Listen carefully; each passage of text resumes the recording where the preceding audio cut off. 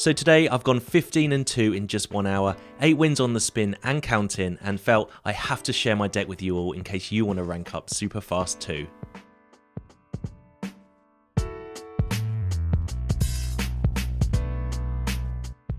Hey everyone, Hex here, and today I'm celebrating all things Goddric with my unbelievably strong deck on the ladder in Standard. I just can't wait to show you this one.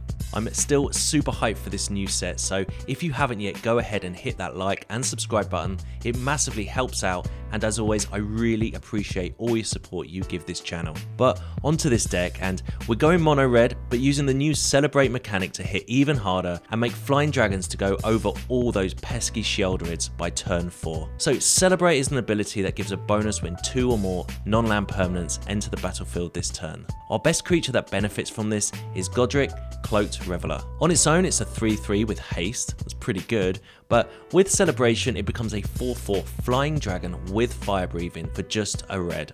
It's truly unstoppable if you get Celebration going, and we have a plethora of ways to do just that. Our other Celebration card I want to mention here is Raging Battle Mouse. I was unsure about the stats on this card at first, but I've been astonished how relevant it can be. For 2 mana, it's a 2/1 mouse that says at the beginning of combat on your turn, if you've activated Celebration, target creature gets +1/+1 until end of turn. But wait, there's more. Your second spell each turn costs 1 generic mana less. It's just so easy to double spell this thing, and it happily makes the cut in the 2-drop slot. So how do we enable Celebration? Well, let's start with 3 cards I absolutely love. We've got Charming Scoundrel. It's a 1/1 with haste that allows you to either loot, create a treasure, or make a wicked roll attached to target creature. This then enables Celebration with just the 1 creature, and you can potentially attack with it too that turn. Another card in this deck I absolutely love is Urabrask's Forge. It's a total game finisher, I've realised. Not only do opponents struggle to deal with the ever more powerful, constant trampling creature it churns out, but is effective in creating non-land permanents without even using mana. I love going to attack with Goddric, this thing creating a creature, and then Goddric suddenly becomes a flying dragon. Want to be aware that the Forge creature does not trigger the Battle Mouse though, as we've already gone to attacks before the Phyrexian Horror is actually created. Pair this little combo with Monstrous Rage, and you can close out games very easy. I've used this card many times since Wilds of Eldraine released, but at instant speed it gives +2/+0 and a monstrous roll, which is in itself a +1/+1 and trample aura attached to a target creature. Clearly with a Forge out and casting this on your Goddric, that's like 10+ damage on that turn alone. We have Voldaren Epicure, which enables Celebration on its own too, and a little incremental damage here and there does add up. We've got Kumano and Swiftspears for some massive value, especially obviously in mono red. When Kumano transforms, that counts as a permanent 2 entering the battlefield, which is a nice little bonus. We've got Reckless Impulse, Ren's Resolve for card draw, Lightning Strikes and Play with Fire for some straight up burn to deal the last blows or knocking out those mana dorks. 22 lands, and that is the deck. I wasn't going to record a video on this deck today, but after I saw how well it was performing, I thought this must be shown. Is this the best creature in red at the moment? I think it just might be. It's definitely an answer to problems that some mono red decks have in the face of large blockers by turn 4 or 5. Anyway, if you have any thoughts on this deck or cards I should be looking at going forward, you can let me know in the comments below. You can find me over on Twitter, and as always, thanks for watching. Alright, on the draw. 1 land special? I don't think so. This looks much better. If we can just find a land, these 2 forges are just going to be so strong, because I am going to look to bottoming a land here, but I guess the Charming Scoundrel can make a treasure if we need to. Opponent with Squelv. And there is our Raging Battle Mouse. We'll play the Kumano. Thalia. Okay, that's going to slow us down. Not the end of the world though, as we find a mountain.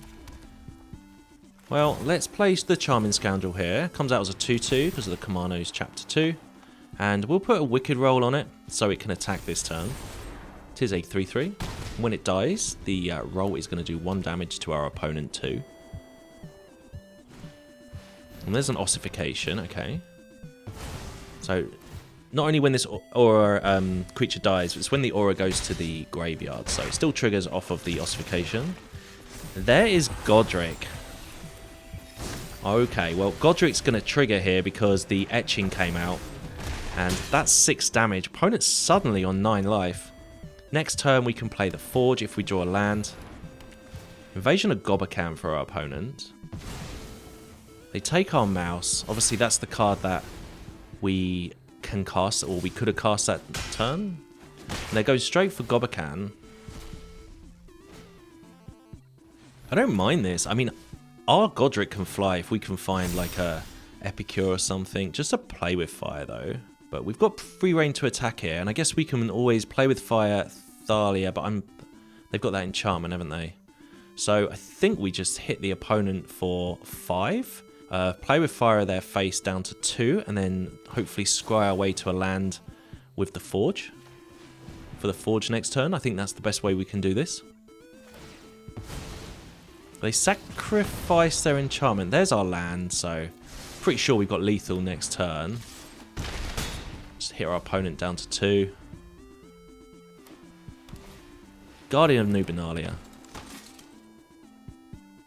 But yeah, Forge next turn is lethal. Goddric will fly. We find our mountain and opponent scoops it up. Alright, on the draw. See how this one goes. Opponent with Caves of Koilos, so hope they start taking damage themselves with that. So we have missed out on like an early creature play. And there's Duress. Okay.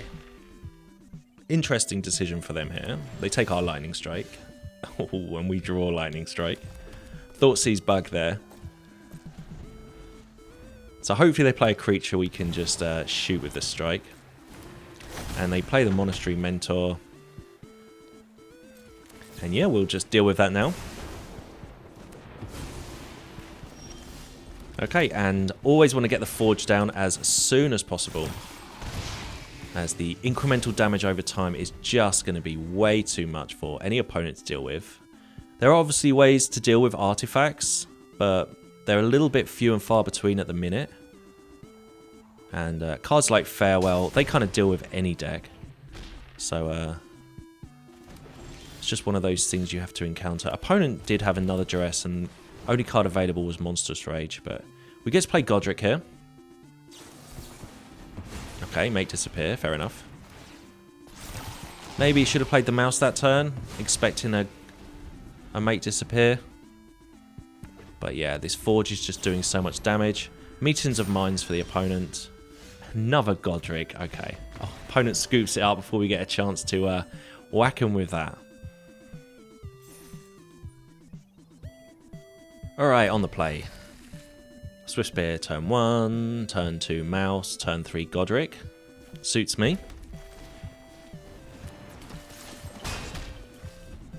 See what our opponent's up to here. And it is an island. And a play with fire, okay. Well, let's get this mouse down whilst the opponent just has the one island on the battlefield. Okay, what do they have? Consider Fading Hope. It is the latter there. Oh, don't mind that. Just delaying the inevitable, hopefully, here. But they do get to scry. And they put a card on top. And we knock the opponent down to 18. Okay, another island, so... Mono blue. Not sure how this deck's going to go, but lots of fast, low-cost creatures. We'll just keep playing spells, keep making them play their counter spells, then hopefully we can finish them off in the long run. They're going to have to take a turn off soon to either play a creature or play a draw spell. But our mouse survives. Now the question is, do we just shoot the opponent's face? Why not?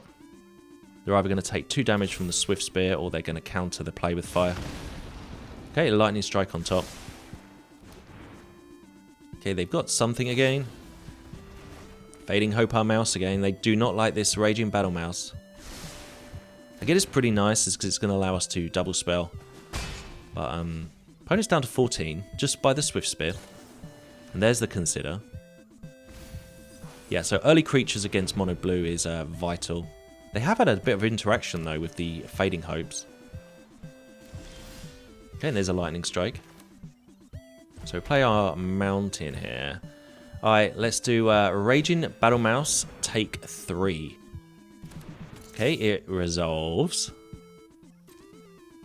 So our spells now cost 1 less. I really don't want to play Goddric into whatever counter spell they might have, but I think we'll go for the Lightning Strike here, as obviously it is enabling prowess. Opponent goes down to 11. And there's an Impulse, okay. So they're down to 9 now. We have slowly whittled their life totals down. I think I'm going to cast this Ren's Resolve. Again, it gives prowess, and if they want to counter this, another counter spell's out of their hand, I'm fine with that. Okay, make disappear. I think we'll let that one go. Prowess triggers enough for me. And just going to go for Goddric now. Okay, Essence Scatter, sure. Opponent down to 5. I don't know about casting the Goddric there. I don't know if that was good or bad. As a flyer, it might be pretty nice in the face of the terror that the opponent's just played, but we'll play our other mouse. And unfortunately, we've just got a land in our hand, so that is a pass the turn. There's a Haughty Djinn. Okay, so nice little blocker for Goddric. And we draw a mountain. I really hope we don't start flooding now. Okay, no real attacks here. We can do 1 damage to our opponent there. They hit us with their Haughty Djinn. We go down to 14. Island. Okay, there is Urabrask Forge. Alright, well, we'll play that. And I guess we got lethal here, haven't we? The Forge has given prowess on the Swiftspear. That was kind of surprise lethal for me there. I was thinking of maybe a Goddric. But yeah. Okay, we did it.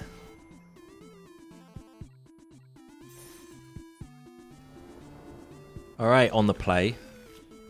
Extremely good hand here. We'll play our Kumano, faces Kakkazan to get some extra value next turn with our Swiftspear. And it's Evolve Sleeper. Okay, well, there's the Swiftspear. And the question is, do we play with fire the Sleeper? I think we'll go to attacks first. If they block, that's cool. If not, I'm still going to shoot the Sleeper. The less blockers, the better. And the Sleeper can slowly get out of control. But it's another Sleeper. And we find a 4th mountain. Now we could go for Goddric now, but I don't really want to put that out in the face of a black deck. So we'll do our Charming Scoundrel here. We'll create a Wicked Roll. We'll put that on the Scoundrel. And let's go to attacks. They can pump their Sleeper and block one of our creatures, but they're still going to take 4 damage and lose their creature. They elect to take 6 damage and keep their creature alive. Probably the best idea. But it is a Trespasser, in case it's some life gain. But yeah, if we can find a way to get this Goddric down. So we'll drop Goddric here. And can enable Celebration with the Epicure. And I guess we just attack with the Goddric. Haven't really got any other decent attacks here. We would lose potentially 2 creatures. So we've got the opponent down to 6. Turn 4, Sheoldred. Okay. Ooh, there is a Kumano. So the question is, we have a few little options here. We can play Kumano as normal. We can use the blood token to try and find maybe a Epicure or a Forge to enable Goddric to go for lethal this turn. Or we hold the Kumano and hope to double spell next turn, but I think I'm just going to play it now. Get as much on the board as possible. We can enable Celebration maybe when Chapter 3 of Kumano triggers, when the Etching enters the battlefield. As long as they haven't gained too much life by that moment. They do go to attacks with Sheoldred. Yeah, I'm not going to block this. I'm guessing they've got another Sheoldred in their hand, and if they have, I'm happy if they want to spend their whole turn playing that. Okay, there's a mouse. Nice. So we could play the mouse now. It would come out as a 3-2. It doesn't actually do much for us. What we can do, though, is next turn trigger Celebration with Goddric. So I think we're just past the turn. Guess that does mean they're trespassers now, the graveyard glutton, but unless they want to attack with that and there's creatures in the graveyard, it's not doing anything. And there's Lily. Go on, sacrifice. Yes. Okay. They want us to sacrifice the creature. In hindsight, they may want us to discard a card. Clearly they don't know what's in our hand, but Goddric does trigger on celebration, and they might be able to do the math there that we have got a permanent in our hands. We drew Monstrous Rage anyway. So I think we probably got a lethal turn here. We'll play our Battle Mouse. This will enable celebration on both those cards. So the Monstrous Rage we will just fire off during attacks. The Battle Mouse does trigger, and we will pop the +1/+1 to end of turn on Goddric. We'll just attack with everybody. Nothing at their end's got lifelink. And then we'll just cast our Monstrous Rage on Goddric, and then we'll use the last red mana to fire breathe it up by 1. Not that we need to. We have lethal anyway, but if they've got a cut down or something, this might be necessary. And make it a 9/7. 9/6, sorry. And that is lethal, and that is exactly what this deck is trying to do.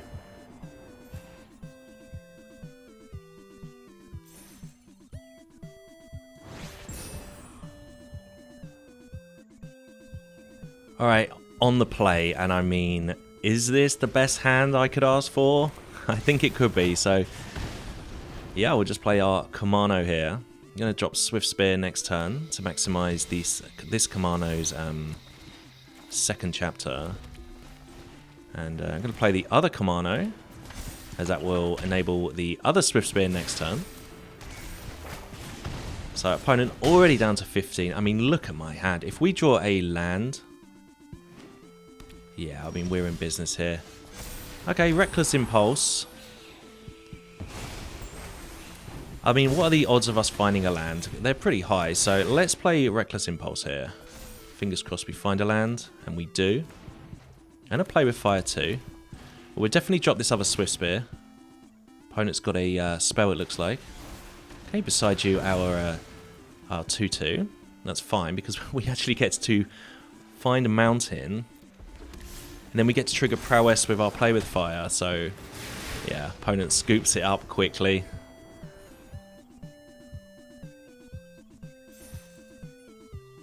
Alright, on the play, no creatures, but I'm going to take a risk that we find one, and if anything, we have Ren's Resolve to make us look for one, but Kumano can trigger a 2/2 in a minute. So, slightly risky keep here, as opponent with a Caves of Koilos, so let's hope they can start doing some damage themselves, and they do. Play Curse of Silence. What are they going to name? I guess with Kumano on the battlefield. Yeah, they've gone for the Swiftspear. I mean, that's probably the best idea. So I'm just going to play Ren's Resolve now, so that next turn we have options. Okay, Lightning Strike Mountain. Is this keep going to come back and haunt me?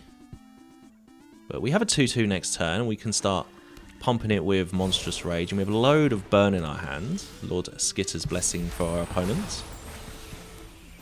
Okay. Well, we found an Epicure, which is cool. Guess we'll have to play our strike now so we don't lose it. Pop the opponent down to 15. And let's go for the Epicure now. Then next turn, if both our creatures are on the battlefield, we can put Monstrous Rage on each of them. Haven't done the math, but with play with fire in our hand, that's got to be very close to winning. Good job we haven't drawn any Swiftspears here, as their Curse of Silence is kind of sitting there redundant. It's Ossification on our Etchin. Fair enough. So we find another mountain. So I've gone for 22 lands in this deck. I'm thinking maybe I could go down to 21 and bring in a 4th copy of Goddric. But seems to be doing pretty well for us today. We'll definitely play that mountain. And let's play with fire the opponent first. Scry. There's a Scoundrel. Okay, well, we'll use our blood token here to cast the Scoundrel. And I think we're going to make a treasure token. That will enable us to play the Monstrous Rage this turn. And going to pop the opponent down to 4. Okay. And Monstrous Rage next turn on either of our creatures is lethal. Doesn't matter what they play. There it is, it's Shelly. So yeah, we can just draw a card, go to attacks, even find a Kumano as well. Okay. So this is a definite lethal attack here. Go to attacks, cast our Monstrous Rage and whatever they don't block. And it will be the Epicure. And opponent takes lethal. Another Sheoldred goes down.